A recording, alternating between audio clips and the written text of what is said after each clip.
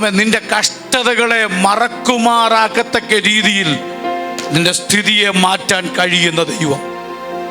ഏറ്റെടുക്കാൻ നിങ്ങൾ കഴിയുന്നുണ്ടോ? ആമേൻ.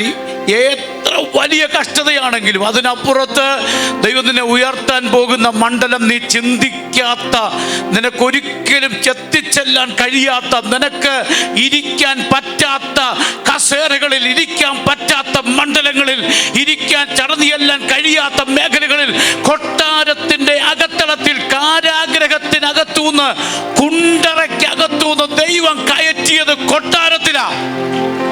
അവിടെ ചെന്നവൻ പറയാണ്, എൻ്റെ അവസ്ഥകളെ മറക്കാൻ ദൈവം എനിക്ക് കൃപ തന്നിരിക്കുക. ഇന്ന് വിശ്വസിക്കണം, നമ്മുടെ ജീവിതത്തിലെ കഷ്ടതകളെ മറക്കുമാറ് ദൈവം ഉയർച്ച തരും. എത്ര പേർക്ക് ഏറ്റെടുക്കാൻ കഴിയുന്നുണ്ട്? ആമേൻ.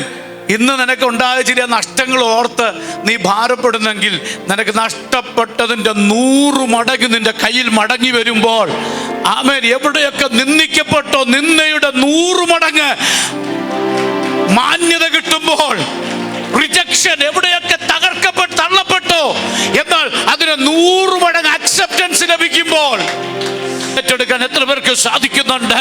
ആമേൻ. നീ അനുഭവിച്ച 30 വർഷത്തെ കഷ്ടതകൾ ഒറ്റ മണിക്കൂർ കൊണ്ട് മറക്കത്തക്ക രീതിയിൽ വിശ്വസിക്കുന്ന എത്ര ദൈവമക്കൾ ഇവിടെ വന്നിട്ടുണ്ട്? നീ അനുഭവിച്ച 30 വർഷത്തെ കഷ്ടതകളെ 3 മണിക്കൂർ കൊണ്ട് മറക്കാൻ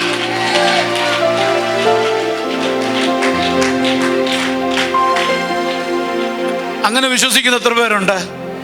അങ്ങനെ വിശ്വസിക്കുന്ന എത്ര പേരുണ്ട്? ഏറ്റെടുക്കുന്നവർക്ക് ഞാൻ ദൈവത്തെ സ്തുതിക്കുക.